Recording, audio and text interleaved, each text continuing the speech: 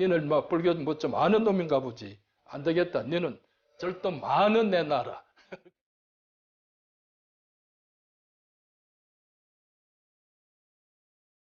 지난 3월 달에 스님께 와서 그 10,000배 다 한 것 같습니다 하는 놈입니다. 그러니까. 그래?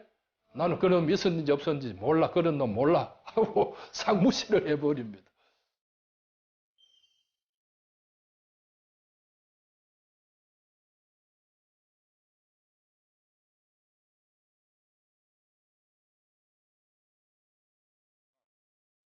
그 30이 되도록 그렇게 세상 살았으면은 그래도 세상이 뭐라 하는 것은 알지 않겠나. 그러니까 부처님 제자가 한번 돼봐라. 출가해봐라.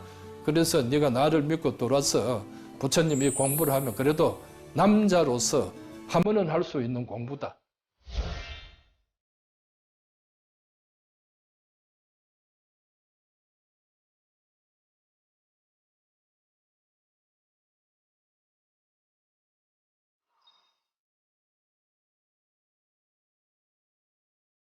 그 72년 1월 10일쯤 해서 이제 병자에 와서 출가를 하게 되고 뭐 그 그냥 오면 그냥 뭐 좀 옷 뭐 방 주고 옷 주고 뭐 밥 주고 내 편한 줄 알았더만은 삼천배를 매일 일주일 하고 그래 삭발을 한다 이렇게 말씀을 하는데 그때가 1월 중순이니까 한참 섣달 추위 때 그렇게 삼천배를 하게 뭐 삼천배를 하게 되는데 한 3일째 하고 나니까 아이고 내가 병연암에 있다가 평생 일에 삼천배만 하고 마는 것은 인생 조졌겠다 하는 생각이 들고 또 이렇게 힘드는 것을 극복하고 사는 그런 힘들 사회생활에 돌렸으면 참 진짜 출세 안 하겠나 하는 이런 이제 갈등이 막 이래 생겨서 그래서 이제 내일 이런 도망가야지 하고 이제 혼자 이래 결심을 하고 이래 잡니다.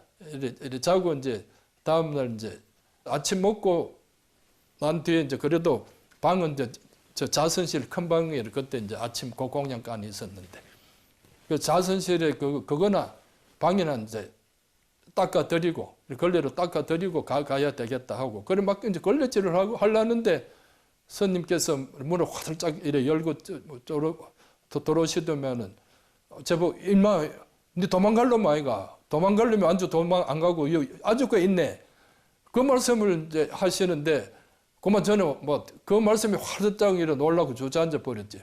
어떻게 내 속마음을 속속들이 이렇게 아시고 계시는고 정말 진짜 도인이신가 보다 하는 그 생각이 펄썩 들으면서 이제 님 뭐 도망가라 하는데 제가 어떻게 도망가겠습니까? 기도 열심히 하고 참 저를 열심히 살아보겠습니다 하고 그렇게 또 약속을 올리게 됩니다. 그러니까 일주일 기도 마치고 이제 삭발하게 되고 이제 행자 생활을 시작하게 되죠.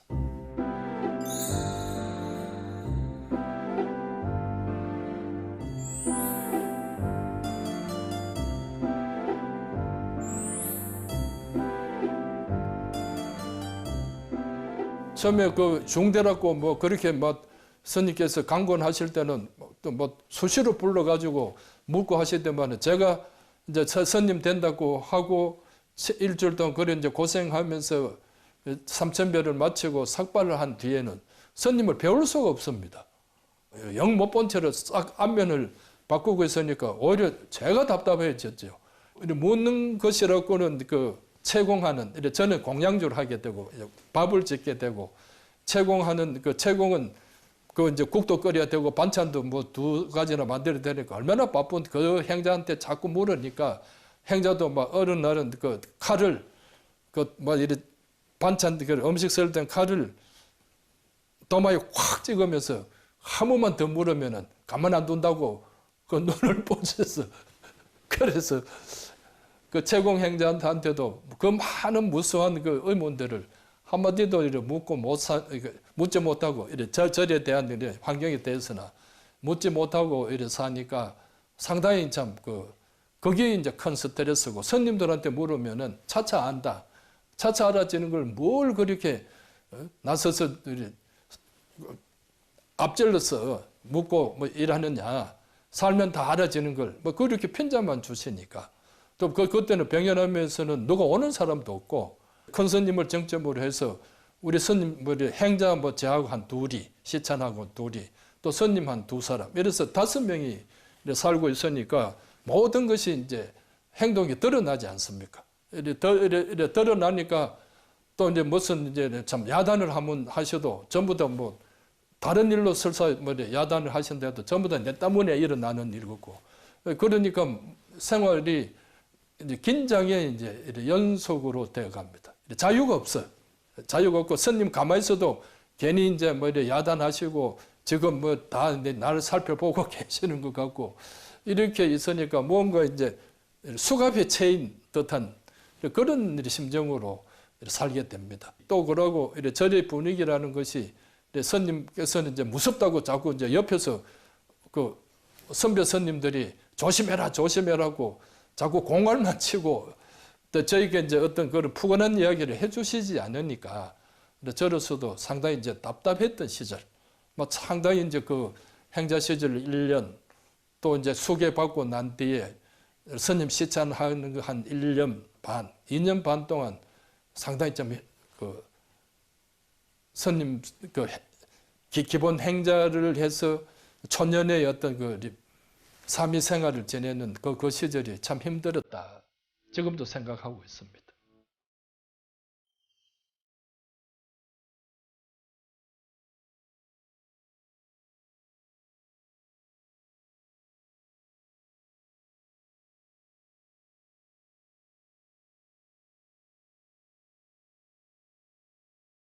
스님께서 저한테 이제 한 10개월 만에 이제 수계를 주시면서 당부를 하셨습니다. 육제 대사가 어제 대학 나왔나? 너는 뭐 그래도 뭐 대학 졸업했다 그러니까 이제 글은 읽을 줄 아는 거 아이가? 그러니까 참선하면서 다시 책은 보지 마라. 책은 보지 말고 이제 화두만 들으라. 꼭 이제 하셨습니다.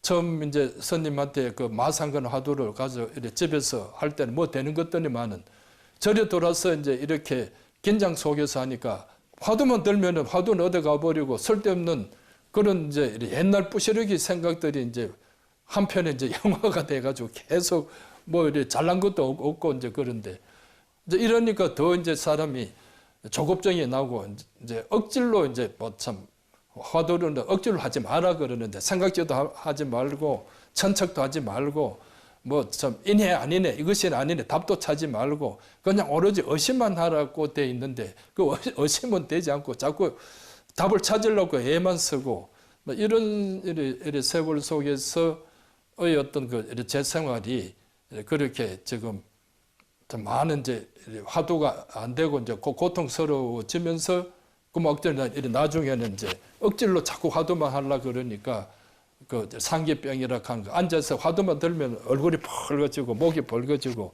또 골이 터지는 것이 아픈 병을 얻게 됩니다. 그런 세월 속에서 저도 자꾸 답답해지니까 화두도 안 되지, 이런 머리는 아프지. 이러다가 이제 스님께서 나중에는 이제 한 5년 차쯤 됐을 때 원주를 해라. 원주를 하면서 쉬어가면서 해라. 이제 이렇게 하지만 하셨는데 그러면서 스님께서 100일 법문을 하셨다는데 1967년 그때 처음 해인 총림 방장 초대를 이제 7월 나중에 역사를 보니까 1967년 7월 20 며칠에 이제 스님께서 해인사 초대 방장이 되시고 동안거 그때 이제 그 겨울 동안거에 100일 동안 그 이제 30일인데 앞뒤로 또 더 보태셔가지고 100일 동안 대중을 위해서 법문해 주신 것이 그 100일 법문이라 하고 그 테이프가 있었습니다. 백년함에. 그걸 이제 들으니까 처음에는 말로 들을 때는 다 아는 것들만은 며칠 지나면은 그 녹음으로 들으니까 물같이 흘러가 버리고 무슨 말인지 또 남아 있지를 않습니다. 그러니까 이제 몇 달 이제 그렇게 하다가 이제 그때 이래서는 안 되겠다 해서 이제 녹취를 해야 되겠다. 이렇게 해서 스님의 이제 100일 법문 한 테이프를 한 5, 60개를 뒷방에서 몇 년에 걸쳐서 이제 녹취를 하게 됩니다. 그런데 어느 날 이제 그래도 이제 스님한테 허락받고 하는 일이 아니고 스님 몰래 지금 내가 뒷방에서 내 혼자 그 지금 같으면 헤드폰 뭐 좋은 것도 아니고 이어폰으로 있다가 만일에 스님이 오시든지 하면은 얼른 이제 감출 생각을 한다고 이제 그렇게 하고 있으니까 스님께서도 이제 이 자식이 가마벌기는 그래도 이래 옛날에는 마당에서도 자주 보이고 하더만은 요새 마당에도 안 보이고 뭘 하는데 방구석에 처박혀 있는 거 또 이제 스님께서는 또 저 이제 안 보이니까 또 이제 이런 이상하다 생각하셨는지 하루는 느닷없이 와서 지금 열심히 그 녹취를 하고 있는데 문을 활짝 열으셔가지고 그래 이제 덜켜버렸죠. 뭐 하는데 그래서 스님 100일 법문을 지금 녹취를 하고 있습니다. 어디까지 했는데 지금 다른 거는 거진 다 하고 상당법어 부분을 하고 있습니다. 그러면은 그 정리해서 그 번역한 게 있으면 갖고 와봐라. 그 해서 이제 갖고 와봐라고 이제 말씀을 그렇게 명령을 받고 예했는데 이제 걱정이 태산입니다. 그래 밤새도록 그걸 정리해가지고 다음날 아침에 갖다 드리게 됩니다. 갖다 드리는데 스님께서 누가 이거 번역했노? 스님 누가 번역한 것이 아니고 스님 법상에서 녹음하신 것을 한마디도 빼지 않고 그대로 정리를 해서 올린 것입니다. 나 이래 법문 안 했다. 새로 해왔나? 이래 하시는데 그래서 이래 나와가지고 보니까 스님 말씀 한자도 빠진 자가 없는데 스님은 당신이 법문한 것이 아니라 그러니까 사람 미칠 노릇이죠. 내일 또 번역해 오라고 해서. 그래서 세 번째 또 번역하고 녹음 듣고 해도 제가 잘못 적은 글자가 스님 말씀 내에서 한자도 없습니다.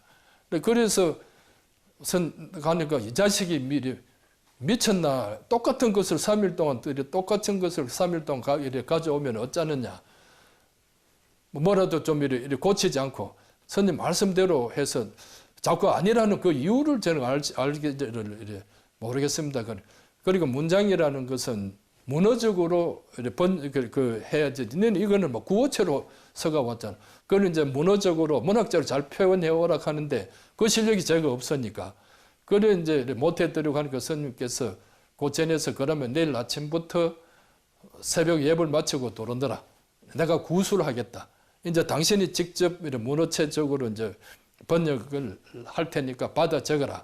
하는데 스님이 또 이렇게 직역을 해 놓은 말씀은 제가 이해가 안 됩니다. 옛날 구어토로 번역해 놓으시면은 그 문장은 더 이제 고풍스러워지고 현대문이 아니죠.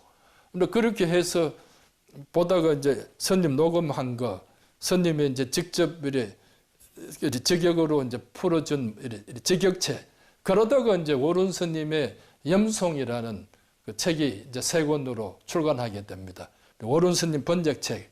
이거하고 이제 짜맞춰서 스님한테 글을 갖다 드리고 그러면 스님이 고치시고 이렇게 해서 그 본지풍강이라는 책이 만들어지게 됩니다.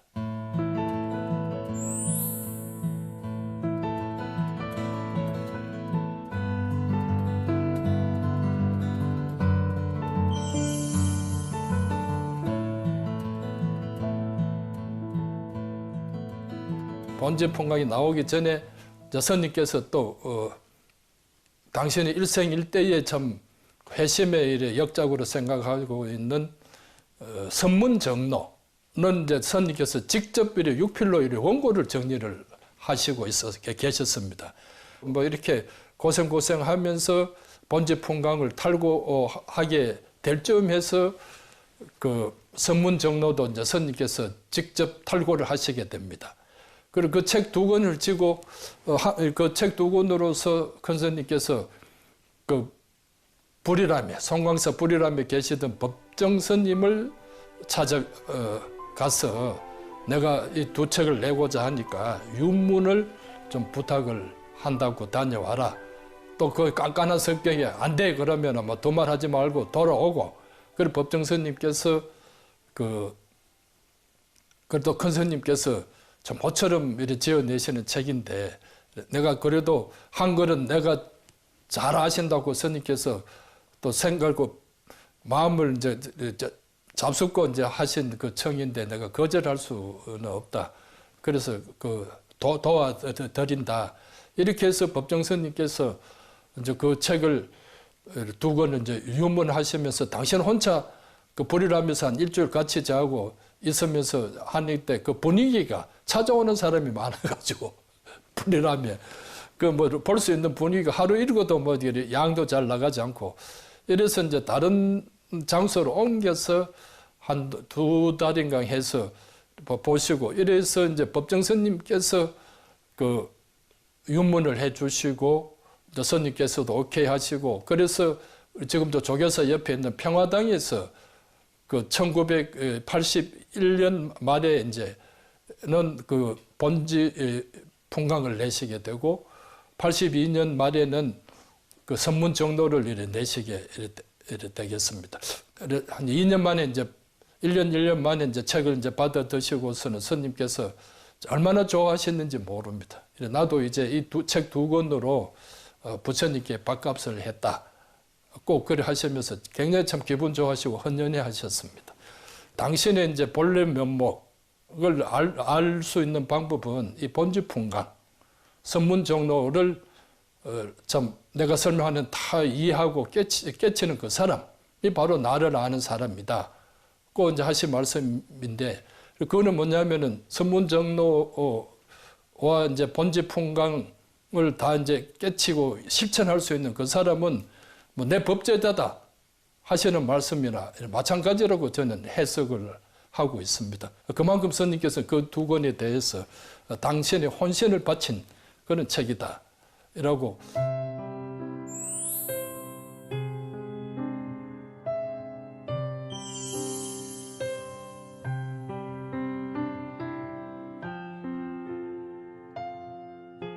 구산 스님께서 열반에 드시고 연결식을 다 마치고 뭐 우연히 이제 저도 이제 서울 간다고 광주에서 새마을호를 타고 갔는데 한 15분쯤 지나니까 웬 스님이 와서 털썩 이래 옆에 앉습니다.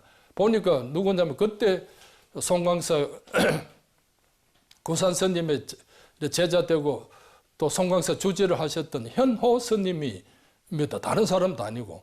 스님, 이제 구산 스님 떠나시고 난 뒤에 스님이 얼마나 그 참 아쉬운 점, 스님 살아 계실 때 이것은 해드려야 된다는 그 세 가지를 한번 이렇게 말씀해 주실 수 있습니까? 이러하니까 현호 스님 하시는 말씀이 스님 생전에 스님 그 많은 원고를 책을 내드려야 되는데 책을 못 내드린 것이 지금은 그렇게 후회스럽다.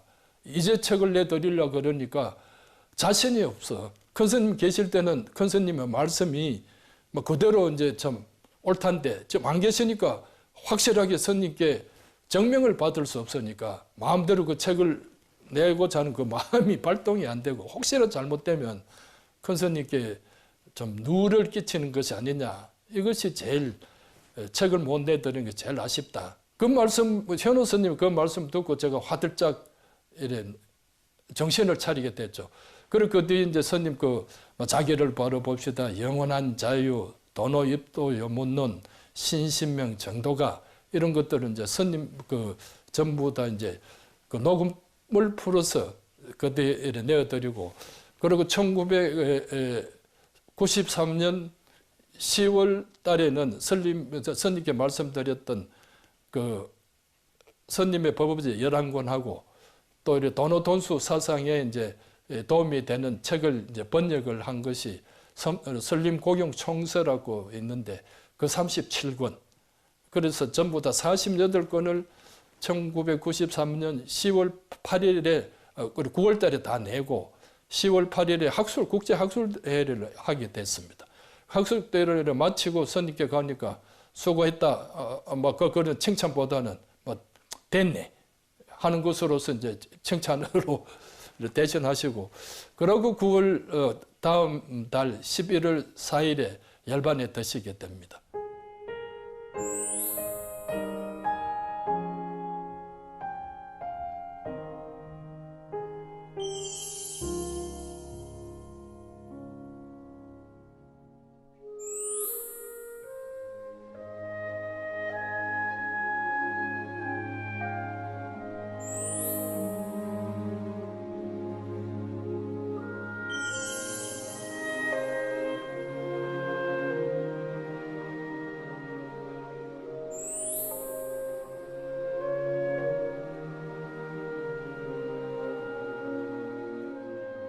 태설당에 이제 이렇게 계시고 이제 이래 하시면서 원적하실 그 임세도 그렇게 그 건강이 나쁘신 상태는 아니었다 생각이 되는데 10월 11일인가 책의 날이지 싶습니다.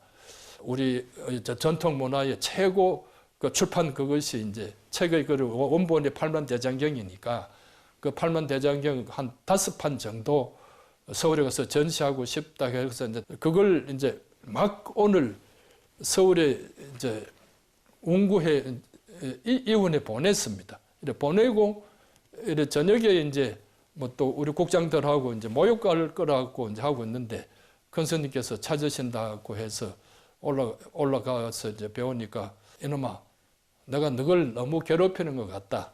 이제 나도 더 할 뭐 일도 없고 해야 될 일도 없고 이제 그만 떠나야지. 그래서 스님 무슨 말씀을 그래 하셨습니까? 그렇게 오래오래 이렇게 계셔야지 벌써 그렇게 가신다는 말씀이 그렇게 되겠습니까? 그러니까 나는 간다. 그래서 이제 스님 옆에 이제 밤새 이제 같이 이제 세자들 몇치하고 이제 지키다가 한 5시쯤 되니까 이제 뭐 스님 저들도 잠도 못 잤지만은 이제 스님께서는 이제 뭐 이렇게 누우셨다가 앉으셨다가 이제 이렇게 이제 좀 이제 잠도 좀 드신 듯 하다가 좀 이렇게 세워봐라. 그때 이제 당신 힘으로 이제 제자리에서도 일어나기도 이제 좀 힘드셨던. 그래서 이제 이렇게라. 그래서 이제 제가 스님을 안고 뒤에서 안고 이제 이렇게 앉아 이렇게 계시고 그래서 이제 뭐 다른 말씀도 없이 그렇게 조용히 계시다가 어느 때쯤 되니까 너가 이놈들아 참선 잘해라. 뭐 하서 이제 그냥 하시는 말씀인 줄을 그렇게 이제 알고 뭐 저는 또 따뜻하니까 몸이 따뜻하시니까 스님께서 이제 그대로 이제 쉬시는 줄 알았지. 이제 제 가슴에서 이제 잠드시는 줄 알고 뭐 그런 채로 있다가 이제 했는데 나중에는 영 이제 기척이 없으셔서 보니까 한 아침 한 6시 반, 7시 사이에 이제 열반에 태설당에서 그렇게 이제 우리 곁을 이제 떠나시게 되었다.